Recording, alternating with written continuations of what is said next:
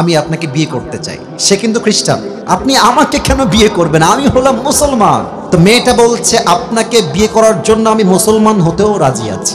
একজন মেয়ে যে হিন্দু আমাকে বিয়ে করার জন্য খুব বেশি পাগলামি সে করেছিল। অনেক খ্রিস্টান মেয়ে বিয়ের প্রস্তাব দিয়েছে, অনেক হিন্দু মেয়ে বিয়ের প্রস্তাব দিয়েছে। এটা আপনি ভাববেন হুজুর আপনি কি শো অফ করছেন, না, একটা মেসেজ আছে। আচ্ছা, আমি দেখতে পাচ্ছি যে তোমরা অনেকে বাদাম বিক্রি করছো, করো, সমস্যা নাই। ওই যে পটেটো, যে দাঁড়াও দেখি পটেটোওয়ালা, ওই যে তুমি দাঁড়াও তো বাবু, বিক্রি করো, সমস্যা নাই, আমার পারমিশন থাকলো, করো। আমি অবাক হয়ে যাই মাহফিলে গিয়ে, এই ছোট্ট ছোট্ট ছেলে 7 বছর 8 বছর বয়স হবে, কেউ বাদাম বিক্রি করছে, কেউ পটেটো বিক্রি করছে। আমার কলিজে আঘাত লাগে, এত বয়স মাত্র। নিশ্চিত সে শখে তো বিক্রি করতে আসে নাই, তার পরিবার, তার অবস্থা, তার অর্থনৈতিক অবস্থান তাকে আজকে ছোট্ট বয়সে ইনকাম করতে বাধ্য করেছে। যুবক ভাইরা, ঠিক কিনা বলো? তোমাদের যাদের অনেক অভিযোগ জীবন নিয়ে, যে হুজুর আমি ভালো নাই, আমার এইটা নাই, ওইটা নাই, সেইটা নাই, যদি কখনো সময় পাও দিনাজপুরের রেল বন্দরে যেও, স্টেশনে যেও, বাস স্টেশনে যেও, দেখবা আল্লাহ তোমাকে ছাদের নিচে রেখেছে। অনেকে ঘুমানোর জন্য ছাদও পায় না, কম্বল খুঁজে পায় না দিনাজপুরের ভাইরা, ঠিক কিনা বলে? গতকাল আমার মাহফিল ছিল বগুড়াতে। আমার যেই গাড়ি নিয়ে আমি মাহফিল করি, সেই মাহফিলটা বাসার থেকে বের হয়ে নষ্ট হয়ে গেছে। সেই গাড়ি চেঞ্জ করে অন্য আরেকটা গাড়ি, যেটা আমার গাড়ি নয়, ভাড়ার গাড়ি, কোনো মতে অ্যারেঞ্জ করে আমি নিয়ে আসছি। ওই গাড়িটা নিয়ে আসছি, ওই গাড়িটাও রাস্তায় নষ্ট হয়ে গেছে। দুইটা গাড়ি নষ্ট। রাত বাজে 12টা, কনকনে ঠান্ডা শীত, রাস্তায় কেউ নাই। কি করব? গাড়িতে কল দিচ্ছি, কেউ কলও ধরে, রাত বাজে 12টা 1টা, কেউ কল ধরে না।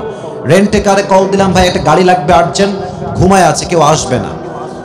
2টার সময় এসে কোনো একটা সমাধান হলো, অন্য আর একটা গাড়ি আমি নিলাম। আর এই যে 2টা ঘন্টা সিএনজিতে বসে, এত কনকনে শীত, মনে মনে ভাবলাম যে ইস আল্লাহ, তুমি আমাকে এত কষ্ট দিচ্ছ, আমি এত কষ্টে আছি। একটু পর সিএনজির যে ড্রাইভার, তিনি আমাকে নিয়ে বগুড়ার যেই রেলওয়ে স্টেশন আছে এটা তিনি ক্রস করলেন। আমি যা দেখলাম সঙ্গে সঙ্গে পড়লাম যে আলহামদুলিল্লাহ, আল্লাহ আমাকে অনেক ভালো রেখেছে। আমি দেখলাম রেল লাইনে ছোট্ট ছোট্ট বাচ্চারা শুয়ে আছে, ছোট্ট ছোট্ট বাচ্চা, আর বুড়ি মহিলাগুলো শুয়ে আছে। কারো গায়ে ল্যাপ নাই, খাতা নাই, কোনো মতে একটা ছেঁড়া বোড়া চাদর গায়ে দিয়ে ঘুমায় আছে। তখনই আমি বুঝতে পারলাম যে আমাদের রব আমাদেরকে তাদের চাইতে 1000 গুণ বেশি শান্তিতে রেখেছে। যুবক ভাইরা আমার, ঠিক কিনা বলো? এই জন্য সবাই দিল খুলে মন খুলে পড়েন আলহামদুলিল্লাহ। না, এটা মন খুলে হয় নাই, পড়েন সবাই আলহামদুলিল্লাহ। আজকের এই মাহফিলে যারা এসেছেন, বিবাহিত কে কে আছেন একটু হাত তুলতে, বিবাহিত ভাইয়েরা? আচ্ছা আচ্ছা, হাত নামান, হাত নামান। এবার যাদের বউ চৌ কেউ নাই, সিঙ্গেল ভাইরা, তোমরা একটু হাত তোলো তো দেখি। ইন্না লিল্লাহ। আপনাদের কারো বউ নাই?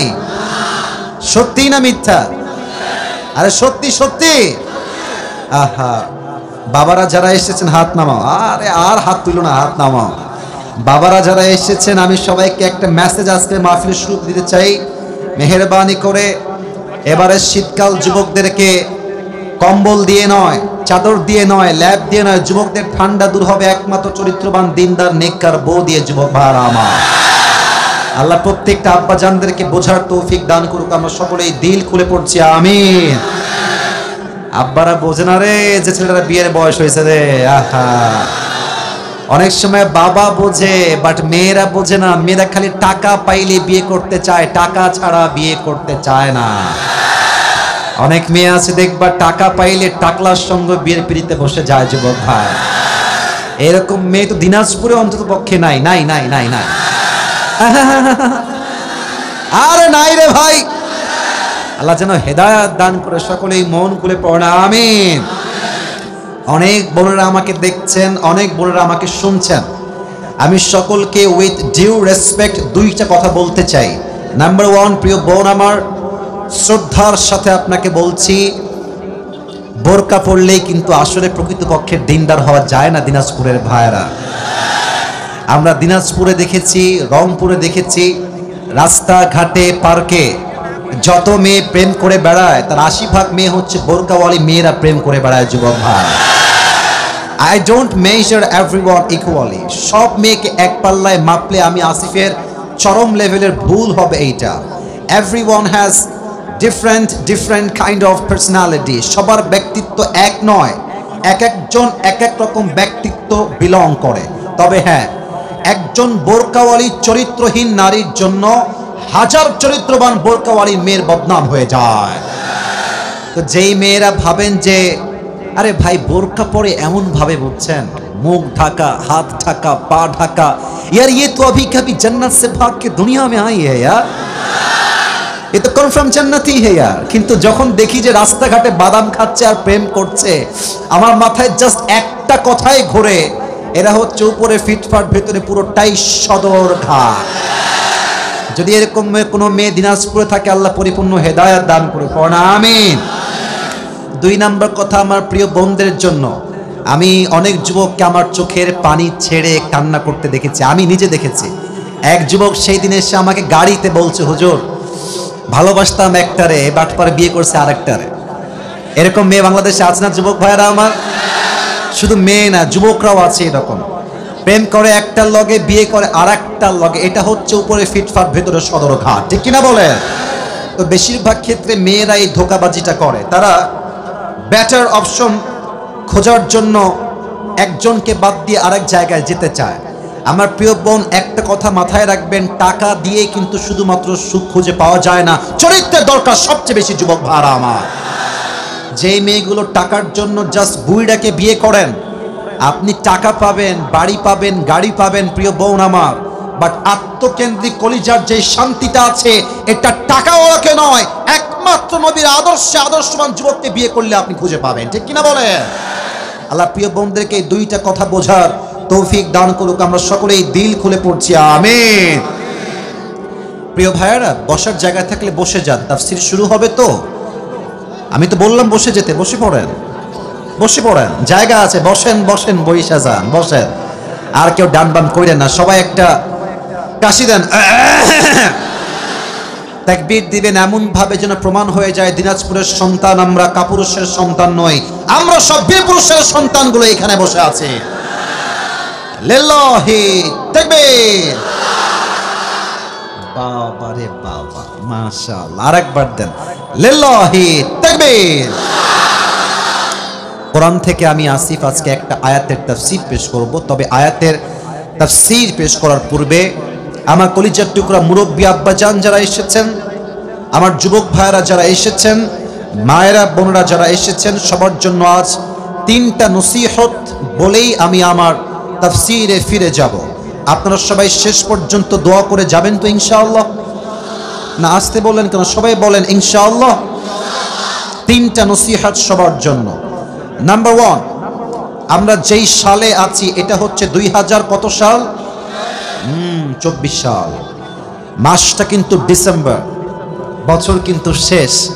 অনেকে দেখবেন বছরের শেষ রাতে গুনাহের জন্য তওবা না করে শুভ নববর্ষের নামে রাস্তাঘাটে গান বাজিয়ে বেহায়াপনা করবে যুবক ভাইরা আমার। না, এইটা করা যাবে না। আমি সবার কাছে এই 2024 সালের শেষ মুহূর্তে এসে ক্ষমা চাচ্ছি আমার প্রিয় ভাইরা। আমি যদি কখনো কাউকে নোয়িংলি অথবা আননোয়িংলি, ইচ্ছাকৃত অথবা অনিচ্ছাকৃত কাউকে কখনো কোনোভাবে হার্ট করে থাকি, কষ্ট করে থাকি, ফার্স্টলি মাই আল্লাহ ফরগিভ মি, প্রথমে আল্লাহ আমাকে মাফ করুক। আমি আপনাদের সবার কাছেও মাফ চাই।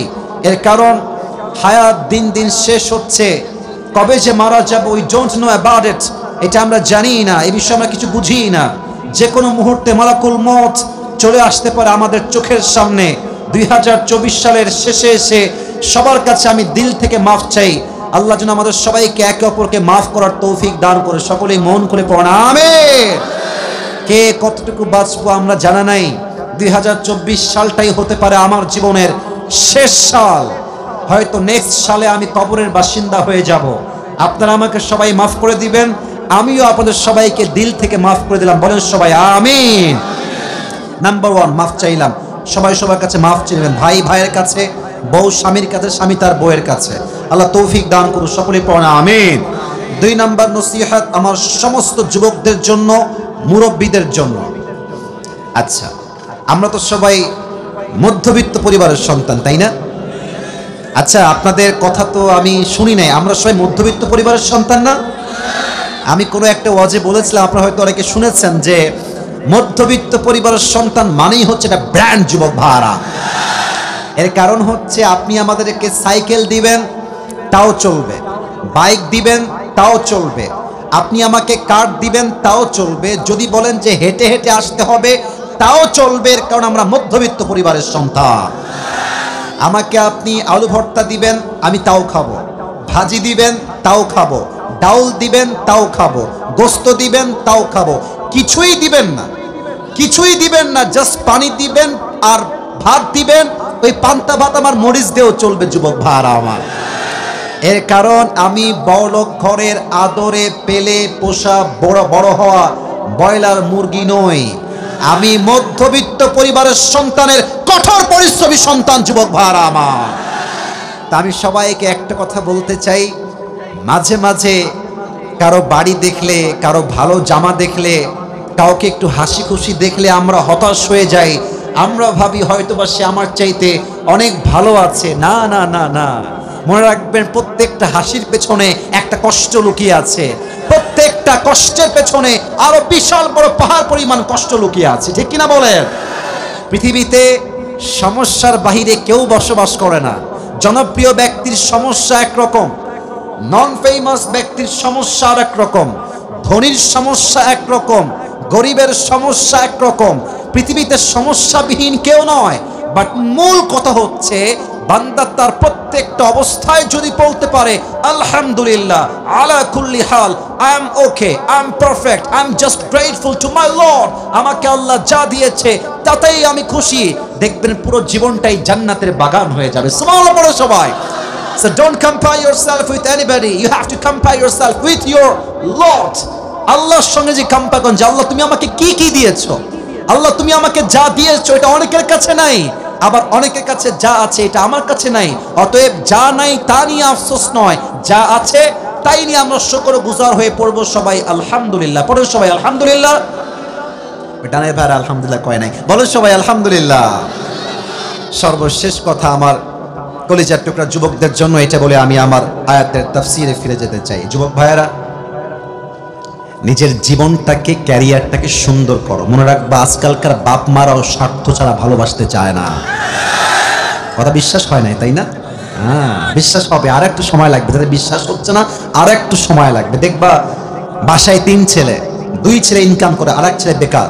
তুমি দেখবা বাপ মা যারা কাজ করে তাদেরকে বেশি ভালোবাসে, যারা টাকা পয়সা না বাপ মা ভালোবাসতে চায় না। যুবক ভাইরা, আমি নিজে দেখেছি, আমার নিজে দেখা।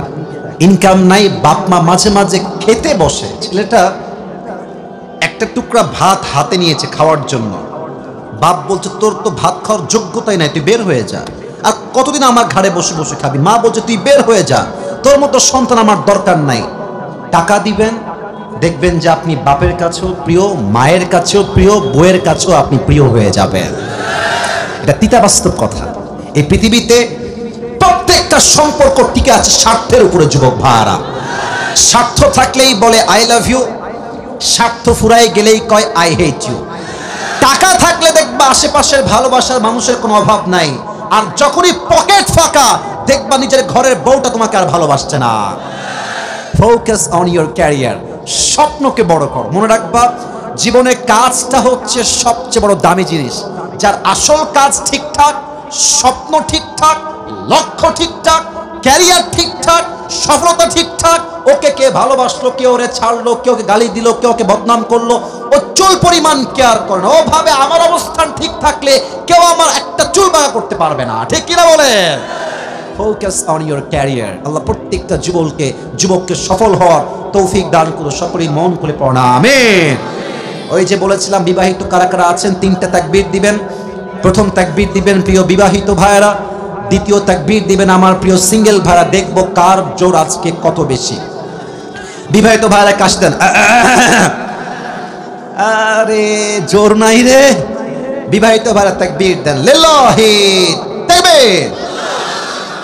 মোটামুটি চলে, খুব বেশি একটা ভালো মনে হয় নাই। সিঙ্গেলরা তোমরা এবার কাশি দাও। আরে সর্বনাশ, দেখা যাক কে পারে। মুরব্বীরা আপনারাই নাম্বার দিবেন। আমার আব্বাজান কলিজার টুকরা মুরব্বী আব্বাজান, আপনি নাম্বার দিবেন, আমি আসিফ চুপ আছি। সিঙ্গেলটা তাকবীর দাও, লিল্লাহি তাকবীর।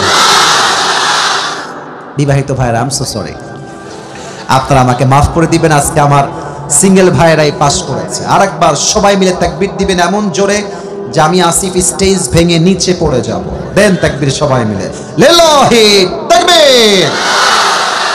আল কোরআনের আলো, মারাত্মক সাউন্ড ভাই, আবার দেন। আল কোরআনের আলো, আল হাদিসের আলো, কোরআন হাদিস যেখানে, আলেম ওলামা যেখানে,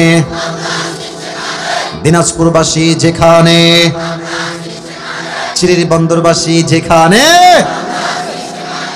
আপনারা কি এখন কথা বলতে ভয়টাই পান নাকি? আরে ভয়ের দিন নাই। আল্লামা দেলোয়ার হোসেন সাইদি হুজুর একটা কথা প্রায় বলতেন যে বিড়ালের মতো 500 বছর বেঁচে থাকার কোনো দাম নাই, সিংহের মতো 1 ঘন্টা গর্জন দিয়ে আমরা বাঁচতে চাই। উনি এটা প্রমাণ করেছেন, ঈমান যদি হয় তাজা, পুরো জীবনটাই জেলখানায় কাটানো যায়, শহীদ হওয়া যায়, বাট মরতে মুমিন, মুজাহিদ মুমিন বাতিলের সামনে জীবন দিতে প্রস্তুত আছে, বাট তার মাথাকে বাতিলের সামনে মুমিন বান্দা নত করতে প্রস্তুত নয়। যুবক ভাইরা, দিস ইজ ঈমান, এটাই হচ্ছে ঈমান। সেই ঈমান থেকে আজ কিছু কথা বলার চেষ্টা করব, সকলেই আমরা দিল খুলে বলছি ইনশাআল্লাহ। আজ আমরা তাফসীর করব কোরআনুল কারীমের 4 নাম্বার পারার থেকে। আমি সবার থেকে উত্তর চাই, কত নাম্বার পারা? দিস ইজ দ্য সাউন্ড, এটাই চাই আমি সবার থেকে। সূরাটার নাম হচ্ছে সূরাতু আলে ইমরান। বলেন সবাই, সূরাতু আলে ইমরান। আমার আব্বাজানরা কথা বলছে, মাশাআল্লাহ। বলেন তো সবাই, সূরাটার নাম কি? আলে ইমরান, মাশাআল্লাহ। আয়াত সংখ্যা হচ্ছে 102। বলেন সবাই, কত নাম্বার আয়াত? 102। এই সূরাতে আল্লাহ তাআলা এই আয়াতে আমাদের জন্য 2টা মেসেজ দিয়েছেন। বলেন সবাই আওয়াজ দিয়ে, কয়টা মেসেজ? যে কোনো আয়াতের তাফসীর পেশ করতে গেলে মোট 4টা জিনিস খুব বেশি প্রয়োজন হয়। There are 4 things that is most important to talk about. 4টা বিষয়কে হাইলাইট না করলে কোনো আয়াতের তাফসীর কখনো পারফেক্টলি করা যায় না। 4টা বিষয়। নাম্বার 1, রাইট প্রনাউন্সিয়েশন, সঠিক তেলাওয়াত, শুদ্ধ তেলাওয়াত। নাম্বার 2, রাইট ট্রান্সলেশন, সঠিক তরজমা। And third হচ্ছে what's the explanation of this ayah, এই আয়াতের ব্যাখ্যা কি। And the fourth is what's the lesson that you have got from this ayah, এই আয়াত থেকে তুমি কি শিক্ষা পেয়েছো। এই 4টা বিষয়ে তাফসীর না করলে কখনো কোনো আয়াতের তাফসীর কখনো সম্পূর্ণ হতে পারে।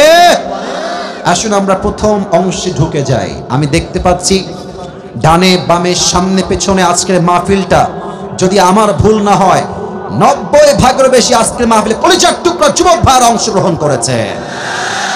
আমি তোমাদের থেকে একটা আশাই রাখবো, শান্ত পরিবেশ দিবা। আর কেউ ওয়াজের মাঝে উঠে গেলে ওর লুঙ্গি টাইনা ধরে বসায় দিবা, তবে লুঙ্গি যেন খুলে না যায়। কেউ উঠবেন না, উঠলে কিন্তু ধমক খাবেন। যারা বিক্রি করছেন তারা ব্যতীত কেউ উঠবেন না। তাকবীর দেন সবাই, লিল্লাহি তাকবীর। প্রথম চ্যাপ্টার তেলাওয়াত। আউযু বিল্লাহি মিনাশ শাইতানির রাজীম। বিসমিল্লাহির রহমানির রহিম। ইয়া আইয়ুহাল্লাযীনা আমানু তাকুল্লাহা হাক্কা তুকাতিহি ওয়া লা তামুতুন্না ইল্লা ওয়া আনতুম মুসলিমুন।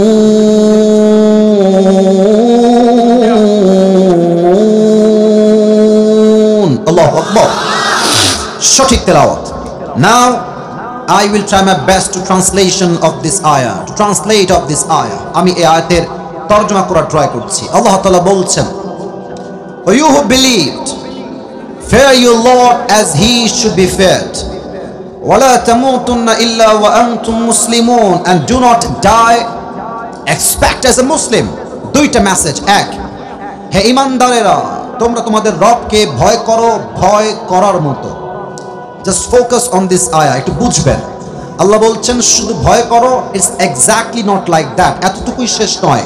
আল্লাহ বলছেন হাক্কা তুকাতি, ভয় করার মতো ভয় করো। ওয়ালা তামুতুন্না ইল্লা ওয়া আনতুম মুসলিমুন, যেহেতু তোমাদেরকে মরতেই হবে, তোমরা মুসলমান না হয়ে মারা যেও না। আবারও বলছি, যেহেতু তোমাদেরকে মরতেই হবে, কুল্লু নাফসিন যায়িকাতুল মাউত, everyone has to take the test of death, প্রতিটা মানুষকে মৃত্যুর স্বাদ যেহেতু গ্রহণ করতে হবে, অতএব মরার সময় মুসলমান না হয়ে মরে যেও না।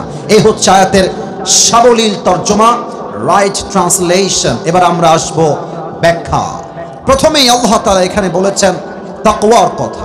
প্রথমে আমরা জানবো যে তাকওয়া কাকে বলা হয়, কোরআন তাকওয়া নিয়ে কি বলে, আল্লাহর হাবিব তার হাদিসে তাকওয়াকে কিভাবে হাইলাইট করেছেন, এই বিষয়টাকে আমরা হাইলাইট করার ট্রাই করব। ফার্স্ট অফ অল আমি তাকওয়ার বেনিফিটটা বলতে চাই, লাভ বলতে চাই। একটা ব্যবসা আপনি যখন করবেন, যদি আপনি জানেন যে ব্যবসাটা করলে আমি কোটি কোটি কোটি টাকার মালিক হয়ে যাব, দেখবেন ব্যবসা করতে আপনার আগ্রহ বেড়ে যাবে। কথা ঠিক আছে কিনা বলেন? মনে করেন আপনাদের চিড়িবন্দর বা দিনাজপুরে সবচাইতে ফেমাস ব্যবসা যেটা প্রায় মানুষ করে থাকে, ব্যবসার নামটা কি বলেন তো? লিচু। আচ্ছা, দিনাজপুরের লিচু, তাই না? আচ্ছা, আপনি জানেন যে লিচুর ব্যবসা করলে আমার সিজনে প্রায় লাখ লাখ টাকা লাভ হবে, আপনার ইন্টারেস্ট বেড়ে যাবে, আগ্রহ বেড়ে যাবে। তো তাকওয়া অর্জন করলে লাভ কি এটা জানলে আপনার তাকওয়া অর্জন করতে মনে চাইবে। আমি তাকওয়া অর্জনের 3টা লাভ বলবো কোরআন থেকে। বলেন সবাই তো কয়টা?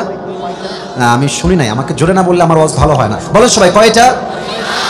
1, যেই বান্দা তাকওয়া অর্জন করবে, আল্লাহ তাআলা বলছেন ওয়ামান ইয়াত্তাকিল্লাহা ইয়াজআল লাহু মাখরাজা, whoever fear of his Lord, যেই বান্দা আল্লাহকে ভয় করে, আল্লাহ will make a way out for them। যেই বান্দার মাঝে তাকওয়ার গুণ আছে, ওই বান্দা যত বিপদগ্রস্ত হোক, পরিবারের চাল নাই, ডাল নাই, ভাত নাই, ব্যবসায় বরকত নাই, টাকা নাই, বাড়ি নাই, গাড়ি নাই, ডেঞ্জার ডেঞ্জার, বিপদ আপদ বালার শেষ নাই, আল্লাহ বলছে আমার বান্দা যদি হয় তাকওয়াওয়ালা, ওকে বিপদ থেকে বের করার দায়িত্ব আমি আল্লাহ নিজেই নিয়ে নিলাম। সুবহানাল্লাহ পড়ে সবাই। 1 নাম্বার লাভ। আবার আল্লাহ তাআলা বলছেন ওয়ায়ারযুকুহু মিন হাইসু লা ইয়াহতাসিব, যেই বান্দার হৃদয়ে আল্লাহর ভয় থাকবে, তার যতই রিজিকের কমতি হোক না কেন, যতই অভাব হোক না কেন, আল্লাহ বলছেন আমি তাকে এমন জায়গার থেকে রিজিক প্রোভাইড করব, এমন জায়গার থেকে খাবার দিব, রিজিক দিব, লা ইয়াহতাসিব, they never could imagine before, এমন জায়গার থেকে রিজিক দিব, I will provide the sustenance from the sources they could never imagine before। এমন ভাবে আপনার সামনে রিজিক চলে আসবে, আপনি কল্পনাই করতে পারবেন না যে রিজিকটা আসলে আসলো কই থেকে, বাট দিয়েছে একজন। আওয়াজ দিয়ে বলেন সবাই, তিনি কে? 2 নাম্বার লাভ। 3 নাম্বার লাভ আরো মারাত্মক। আচ্ছা বলেন, দিনাজপুরের চিড়বন্দরের ভাইয়ারা, আমরা সবাই জান্নাত চাই কি চাই না? আমার আব্বা জানরা বলেছে, আপনারা আমার আওয়াজটা মনে হয় বোঝেন নাই, আমরা সবাই মুসলমান হিসেবে জান্নাত চাই কি চাই না? সূরাতুর রহমান 27 নম্বর পারা আল্লাহ তাআলা বলছেন ওয়ালিমান খাফা মাকামা রাব্বিহি জান্নাতান, for he who has feared the position of his Lord are 2 gardens। যেই বান্দা আল্লাহকে ভয় করে, কিয়ামতের দিবসে আল্লাহ তাআলা তার জন্য 2টা জান্নাতের ঘোষণা দিবে। আপনি একটা জান্নাতের মালিক হবেন না, আল্লাহ বলবে যেহেতু তোমার মাঝে আমার ভয় ছিল, তাকওয়া ছিল, আমি আল্লাহ তোমাকে আজকে 2টা জান্নাতের মালিক বানাই দিলাম। আল্লাহু আকবার। এই হচ্ছে তাকওয়া অর্জনের বেনিফিট বা লাভ। আচ্ছা, 5 আগস্টের আগে আমরা দেখেছি কয়েকদিনের মেয়র, কয়েকদিনের চেয়ারম্যান, বাপরে বাপ, BMW কিনে ফেলেছে, ঢাকা শহরে ফ্ল্যাট হয়ে গিয়েছে। বুঝতে হবে দাল মে কুছ কালা তো জরুর হ্যায়। এখন আমরা দেখতে পাচ্ছি অনেকে নতুন করে পাখনা গজিয়েছে, তারা নতুন করে ইসলামকে আঘাত করতে চায়। মাথায় রাখবেন, সাইদি সাহেব বলেছিলেন যারা তোমরা আমাদেরকে গালি দাও মৌলবাদী বলে, তারা হচ্ছে সবাই আগাবাদী। বলেন তো, গোড়ায় শক্তি বেশি হয় না আগায় শক্তি বেশি হয়? গাছের আগায় শক্তি বেশি না গোড়ায় শক্তি বেশি? সাইদি সাহেব বলতেন, বাড়াবাড়ি বেশি কইরো না, 16 কোটি মানুষ গাছের গোড়ায় একটা ঝাঁকুনি দিবে, মামুর বাড়ি দিল্লি গিয়ে তোমরা পড়বা, দিল্লি গিয়ে পড়েছে। অতএব স্পষ্ট কথা, আমার এই দেশে নেতার দাম বেশি নয়, মন্ত্রীর দাম বেশি নয়, যার টাকা বেশি তার দাম বেশি নয়, একমাত্র যে তার রবকে ভয় করে তার দাম আল্লাহর কাছে বেশি, মানুষের কাছেও বেশি হওয়া লাগবে। ঠিক কিনা বলে? ইন্না আকরামাকুম ইনদাল্লাহি আতকাকুম, indeed the most noble of you is the most righteous of you. আল্লাহ তাআলা বলছেন, তোমাদের মাঝে সবচেয়ে সেরা ইনসাইট অফ আল্লাহ সুবহানাহু ওয়া তাআলা, আল্লাহর কাছে সে যার হৃদয়ে ভয় আছে। এক সত্তার আওয়াজ দিয়ে বলেন সবাই, তিনি কে?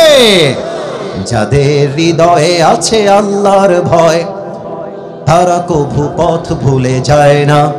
আল্লাহর প্রেম ছাড়া এই দুনিয়ায় কারো কাছে কোনো কিছু চায় না। ঠিক কিনা বলেন? রাতের আধারে যারা সিজদাতে রয়, দু চোখের অশ্রুতে নদী যেন বয়, ছলনার হাত ছানি যতই আসুক, ছলনার হাত ছানি যতই আসুক, পেছনে ফিরেও সে তাকায় না। পড়েন না সবাই, যাদের হৃদয়ে আছে আল্লাহর ভয়, তারা কভু পথ ভুলে যায় না।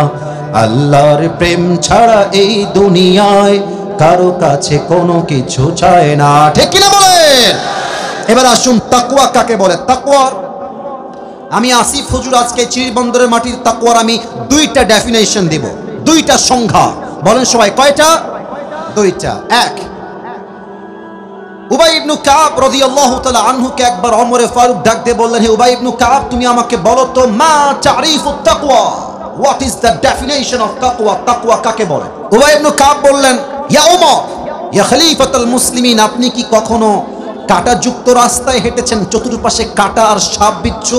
বলছে, ইয়েস, আমি অনেকবার জঙ্গলে হেঁটে এসেছি। বাট কেন? বলছে, আপনি জঙ্গলে যখন কাঁটা থাকে আপনি হাঁটেন কেমন করে, আপনার হাঁটার স্টাইল ছিল কেমন করে?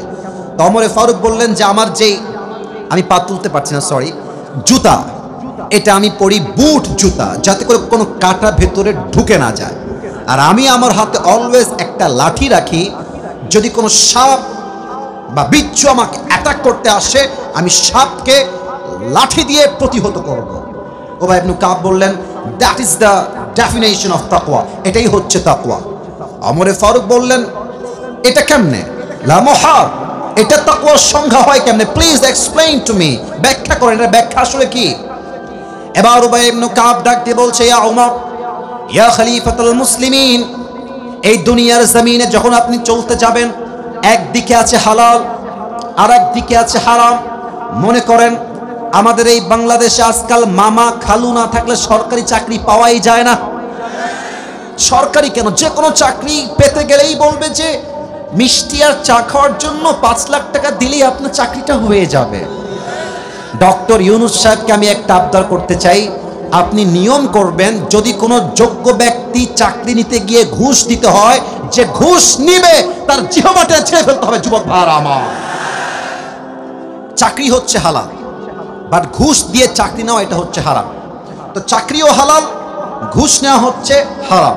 যদি আপনি চাকরি করতে চান আপনি হালাল ভাবে করবেন, ঘুষ যদি আপনি না দিয়ে চাকরি করেন এটা হচ্ছে তাকওয়া। আপনি বলবেন, যদি আমাকে ঘুষের টাকা দিয়ে চাকরি নিতে হয়, ওই চাকরি আমার দরকার নয়, আমি ভ্যান চালায় খাবো, আমি ধান কেটে খাবো, আমি রিক্সা চালায় খাবো, বাদাম বিক্রি করে খাবো, বাট আমি মুসলমান ঘরের সন্তান, আমি হারামকে অর্জন করতে পারবো না। ঠিক কিনা বলে? দিস ইজ তাকওয়া। হারামকে অ্যাভয়েড করবেন। আমি আবারও বলছি, তাকওয়া বুঝবেন, হারামকে ফেলাই দিবেন, হালালকে অ্যাকসেপ্ট করবেন, এটাই হচ্ছে তাকওয়া। আচ্ছা, আপনাদের চিরিরবন্দর দিনাজপুরে বিয়ে শাদী হয় না? আরে না হইলে আপনারা আসলেন কই থেকে রে ভাই? কথা কোনো হয় না? হয়। আপনারা দেখবেন মুরব্বী আব্বাজান যারা আছেন, আমার আব্বাজানেরা, মুরব্বীরা, আমাকে এই চ্যাপ্টারে একটু মাফ করবেন। মুরব্বী আব্বাজান যারা এসেছেন, আমি আপনার কাছে আপনার পায়ে হাত থেকে আগেই মাফ চাচ্ছি। আমি আপনাদের কাউকে চিনি না, কারোর সঙ্গে আমার কোনো শত্রুতা নয়, একদমই নেই। দেখবেন মুরব্বী আব্বাজান 5 ওয়াক্ত নামাজ পড়ে, বাট মেয়ের বিয়েতে ডিজে বক্সে গান বাজিয়ে মেয়ের বিয়ে দেয়। তা আমি একজন বাবাকে, মানে মুরব্বী চাচা দাড়িওয়ালা, বললাম যে আব্বাজান আপনি একজন হাজী সাহেব, আপনি 5 ওয়াক্ত নামাজ পড়েন, আপনার মেয়ের বিয়েতে ডিজে বক্স কেন আব্বাজান? তা আমাকে বলছে হুজুর একটা মাত্র মেয়ে ডিজে গান না বাজালে কি বিয়েটা জমে? আহা আব্বাজান, আপনি কি ভাবলেন? বিয়েটা হচ্ছে হালাল আর ডিজে বক্স হচ্ছে হারাম। আপনি একটা পবিত্র কাজ করতে গিয়ে ডিজে বক্স আনলেন, আপনার মেয়ের সংসার তো আপনি আগেই বরকতবিহীন করে ফেললেন যুবক ভাইরা, ঠিক কিনা বলেন? হালালকে অ্যাকসেপ্ট করতে হবে, হারাম থেকে বাঁচতে হবে। নাম্বার 1 ডেফিনেশন অফ তাকওয়া, এটাই হচ্ছে তাকওয়া। 1 নাম্বার। নাম্বার 2, তাকওয়া মানে হচ্ছে রাত হচ্ছে অন্ধকার, রাত বাজে 2টা, আমার রুমের গেট লাগানো, জানালা লাগানো, আমি শুয়ে শুয়ে পর্নোগ্রাফি দেখছি, ব্লু ফিল্ম দেখছি, হিন্দি সিনেমা দেখছি, আমার দরজা বন্ধ, জানালাও বন্ধ, বাট এই রাত 2টার সময় আমাকে কেউ না দেখলেও আরশে আজিম থেকে দেখছে একজন, আওয়াজ দিয়ে বলেন সবাই তিনি কে? এটাই তাকওয়া। No one can see, but Allah is observing us in every single moment, every single time. প্রতিটা মুহূর্তে আমাকে পর্যবেক্ষণ করছেন। এক সত্তা, আওয়াজ দিয়ে বলেন সবাই তিনি কে? একজন যুবক সেদিন একটা কথা বলল, আমার কলিজায় এসে কথাটা আঘাত করছে। সময় খুবই কম, শর্টকাটে বলার ট্রাই করছি। যুবকটা বলল হুজুর রাত বাজে 1টা বা 2টা, বলেন তো সবাই রাত বাজে 1টা বা, এটা কিন্তু আমি মজা নেওয়ার জন্য বলছি না, আমি হাদিসটাকে বাস্তবিক প্রেক্ষাপট থেকে বোঝাবার ট্রাই করছি। তো যুবক বলল হুজুর আমি একজন এমন যুবক যেই যুবকটা পর্নোগ্রাফির নেশায় আসক্ত, পর্ন ভিডিও না দেখলে আমার রাতের বেলা ঘুমই আসে না, এটা আমার বাজে একটা নেশা। তা আমি বললাম কি হয়েছে বলো, কি সমস্যা? তো সে বলল হুজুর রাতের বেলা আমি পর্নোগ্রাফি দেখছি, রাত বাজে 1টা বা 2টা, বাসায় আমার মাও নাই বাবাও নাই, নো ওয়ান ইজ দেয়ার, কেউ নাই বাসায়, আমি একা, রুমের লক করা, সব window is locked and the gate is also locked, সব বন্ধ করা, আমার কানে হেডফোন দেওয়া। হঠাৎ করে পর্নোগ্রাফি দেখতে দেখতে একটা ঠাস করে আমার কানে শব্দ আসলো, আমি সঙ্গে সঙ্গে মোবাইল ফোনটা অফ করে দিয়ে রেখে দিলাম। ভেবেছি বাপ মা কেউ চলে আসছে, মনে হয় দেখে ফেলবে আমাকে পর্নোগ্রাফি দেখা অবস্থায়, আমার মান সম্মান নষ্ট হয়ে যাবে। আমি ভয়ে থরথর করে কাঁপছি, কে আসলো, কে আমাকে দেখে ফেললো মনে হয়। গেট খুলে দেখছি আওয়াজটা আসছে একটা ছোট্ট ক্যাট, ছোট্ট বিড়ালের মাধ্যমে। বিড়ালটা ওখানে দাঁড়ায় আছে, আমার মাথায় টনক নড়লো, ইস রে, একটা বিড়ালের শব্দে আমার আত্মা কেঁপে উঠলো, আমার সম্মানের ভয় লাগলো। বাট আমি যে পর্নোগ্রাফি দেখছি, কোথায় সেই বিড়াল আর কোথায় আমার রব? আমাকে তো প্রত্যেকটা মুহূর্তে আমার রব পর্যবেক্ষণ করছে। যুবক ভাইরা, কথা ঠিক আছে কিনা বলো সবাই আমাকে। এটা ভেবে আমার কলিজা আঘাত লাগলো, হুজুর যে আল্লাহ তো আমাকে দেখছে, আমি আল্লাহকে ভয় পাইলাম না, আমি বিড়ালকে ভয় পাইলাম। ওই দিন থেকে আমি তওবা করেছি, আজ অবধি কখনো আমি আর পর্নোগ্রাফি দেখি নাই। সুবহানাল্লাহ পড়বেন না আপনারা সবাই?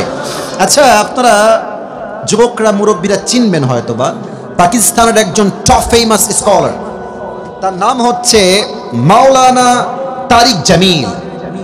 কেউ শুনছেন নামটা? পাকিস্তানের একজন টপ ফেমাস স্কলার। আমি আসিফের তো জামা কাপড়ের রং ঢঙের শেষ নাই, সানগ্লাস একরকম, টুপি একরকম, জুব্বার একরকম, ব্লেজার একরকম, আমরা একটু স্টাইলিশ, কোয়ালিফাইড, মডার্ন হওয়ার ট্রাই করি। বাট মাওলানা তারিক জামিল একদম সাদা সিধে মানুষ, অলওয়েজ সাদা পাঞ্জাবি, অলওয়েজ সাদা পায়জামা, অলওয়েজ সাদা পাগড়ি।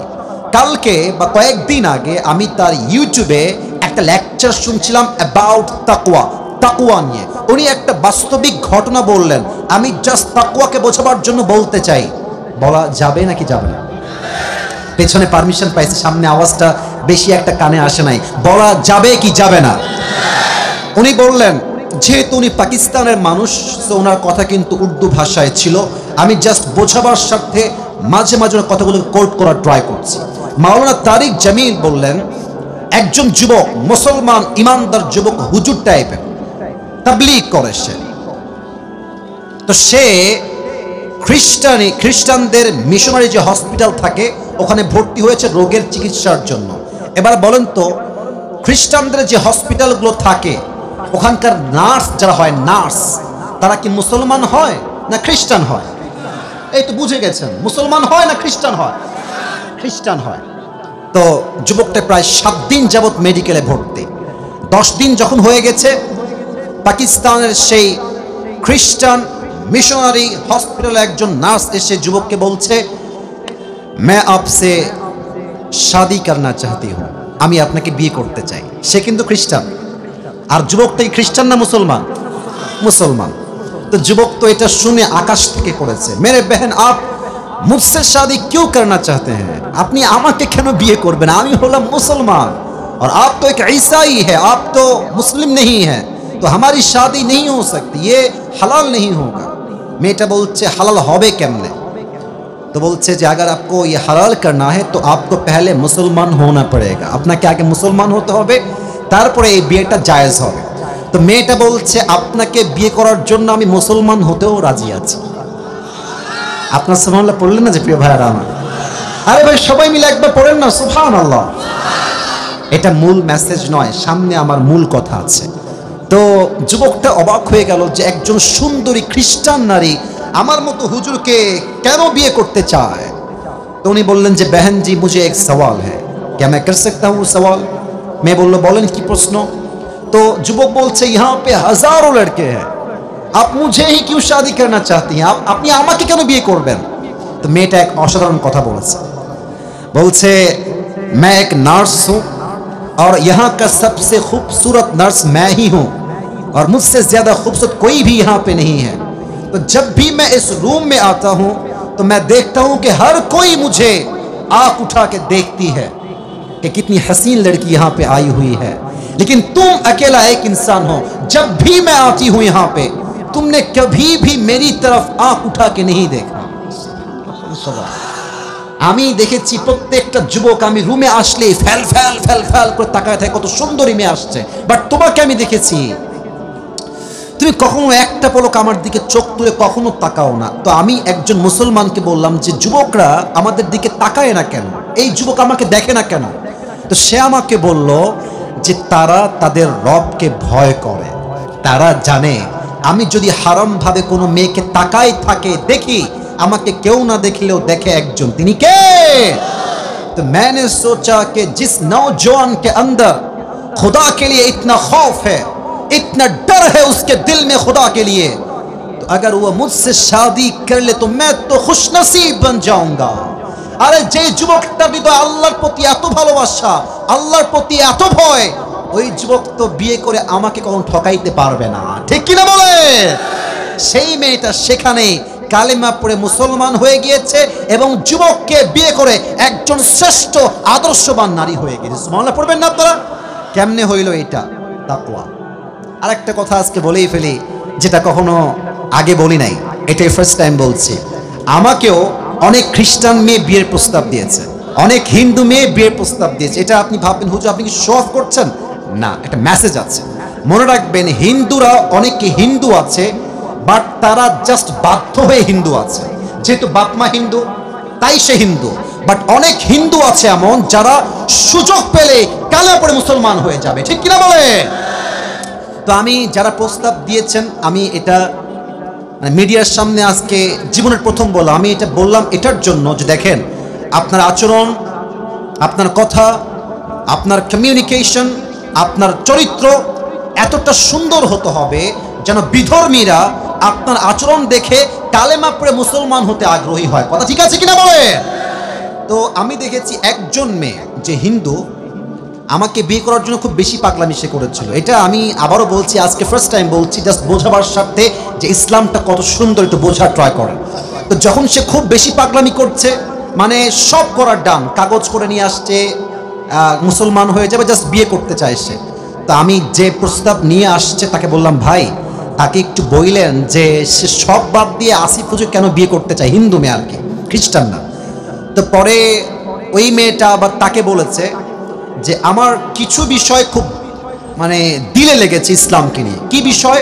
মেয়েটা বলেছে যে আসিফ হুজুর যখন ইসলামকে রিপ্রেজেন্ট করে, ইসলাম নিয়ে কথা বলে, আমার কাছে মনে হয় যে জীবনের কোনো কষ্টই কষ্ট নয় যে রব আমার বন্ধু হয়ে যায়। কথা ঠিক আছে কিনা বলে?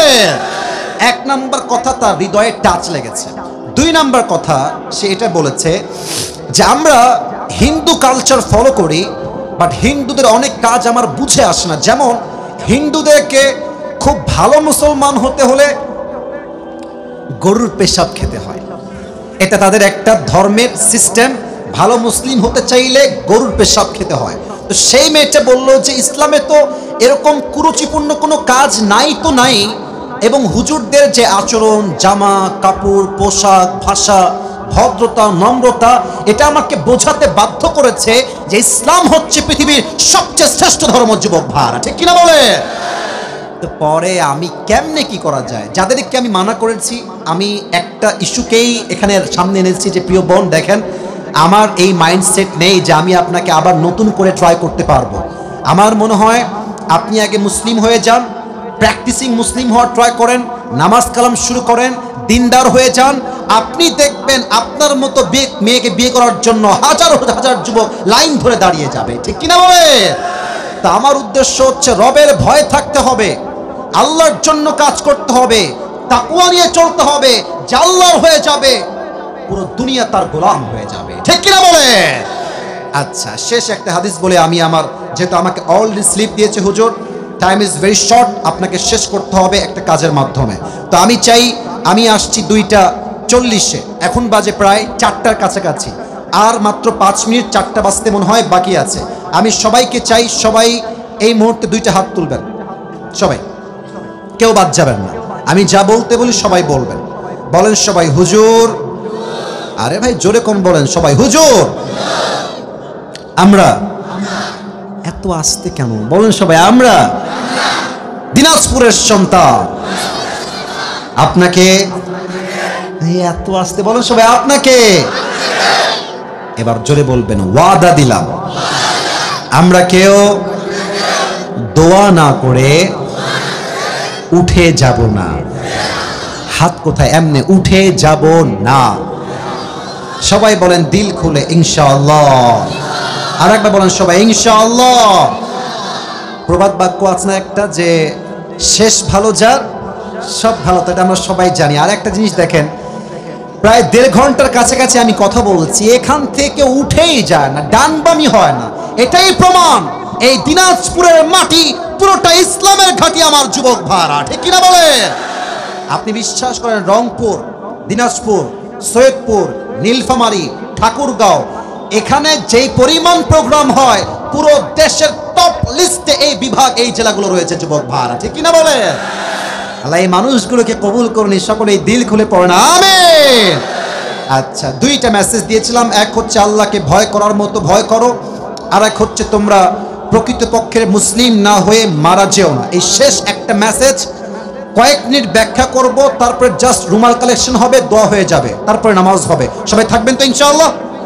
আচ্ছা, এবার আমাকে উত্তর দেন, আমরা সবাই হিন্দু না মুসলমান? ভাই ভাই শেষ কথা, ভাই শেষ টপিক, কথা বলুন সবাই, আমরা হিন্দু না মুসলমান? আমরা খ্রিস্টান না মুসলমান? আরে মিয়া গৌরব নিয়ে বাঘের মতো করেন, আমরা সবাই বৌদ্ধ না মুসলমান? তো আল্লাহ কেন বললেন যে তোমরা মুসলমান না হয়ে কবরে এসো না? আমরা তো মুসলমান, তবুও আল্লাহ বললেন তোমরা মুসলমান না হয়ে কবরে এসো না। কেন? ব্যাখ্যা আছে। প্রিয় ভাইরা আমার, আমাদের দেশ হচ্ছে বাংলাদেশ। আমরা মুসলমানরা সাম্প্রদায়িক দাঙ্গা লাগাতে চাই না, আমরা সম্প্রীতি নিয়ে থাকতে চাই। আমরা দাঙ্গা নয়, আমরা শান্তিপ্রিয় মুসলমান যুবক ভাড়া। ঠিক কিনা বলে? আমাদের পাশের দেশ ভারত হচ্ছে আমাদের দেশের সবচেয়ে বড় শত্রু দেশ, বলতে আমার লজ্জা লাগছে, এই সত্য কথা যুবক ভাড়া। আর আর আর ভারতের যে সাংবাদিকগুলো নিউজ রিপ্রেজেন্ট করে মিডিয়ার সামনে, তোমরা আমার কথার ভাঁজ বুঝবা, এদেরকে সাংবাদিক মনে হয় কম, হকার মনে হয় বেশি যুবক ভাই। আর একটা আছে, বাংলাদেশ আর থাকবে না। আমি অভিমান করেছি, আমি কোনো চিল্লাফাল্লা করবো না। বেটা তুই বাংলাদেশ থাকবে না, তুই বলার কে রে? তোর বাপের বেটা তুই হয়ে থাকলে বাংলাদেশে একবার আয় না, তোর পিঠের একটা হাড্ডি ছাড়া বাকি থাকবে না যুবক ভাইরা আমার।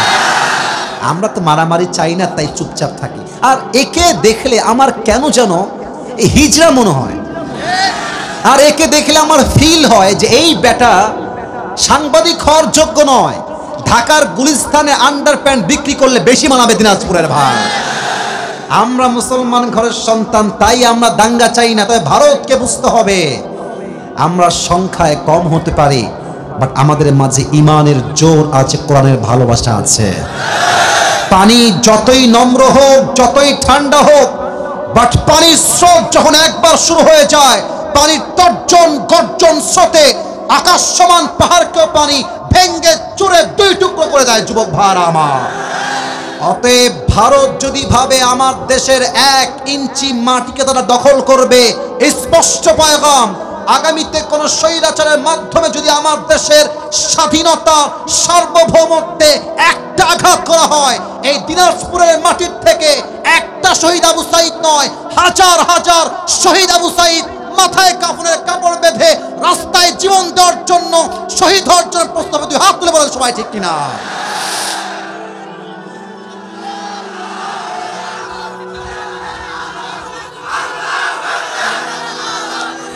এটা এটা শুধু দিনাজপুরের মাটি নয়, এটা রংপুরের মাটি। কারণ দিনাজপুর হচ্ছে রংপুর বিভাগের মধ্যে পড়ে। কথা ঠিক আছে কিনা বলেন সবাই আমাকে। আর রংপুরের নাম শুধুমাত্র আজকে বাংলাদেশে নয়, গোটা বিশ্বের প্রত্যেকটা কান্ট্রিতে রংপুরের নাম পৌঁছে গিয়েছে যুবক ভাইরা আমার।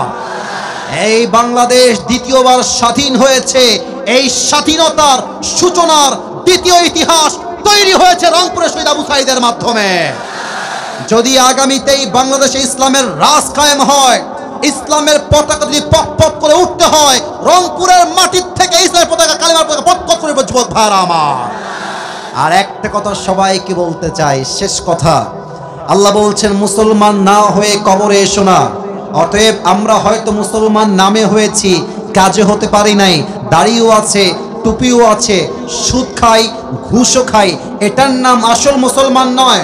মুসলমান হবে সেই মুসলমান, আসল মুসলমান, যার সামনে বাতিলের মসনদ থরথর করে কাঁপবে, বা সেই মুসলমান বাতিলের সামনে মাথা ধরতে প্রস্তুত হবে না। ঠিক কিনা বলেন?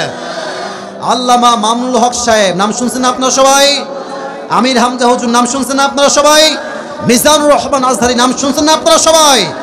তাদের কাউকে দেশ ছাড়া করে, কাউকে মাতৃভূমির মাটিতে জেলখানায় ভরে তারা ইসলামকে দমন করতে চেয়েছে।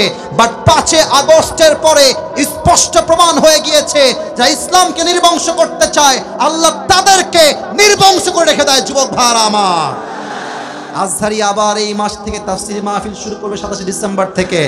আমাদের বিশ্বাস এই পুরো বাংলাদেশ ইসলামের রাজ্য কায়েম হয়ে যাবে ইনশাআল্লাহ। আর যদি এই বাংলাদেশে ইসলামের রাজ কায়েম করতে, কোরআনের রাজ কায়েম করতে বুকের তাজা রক্ত ঢালতে হয়, এই বুকের তাজা রক্ত ঢেলে এই দেশের মাটিতে আল্লাহর রাজ কায়েম করতে কারা কারা প্রস্তুত, হাত তুলে আল্লাহকে দেখায় দাও।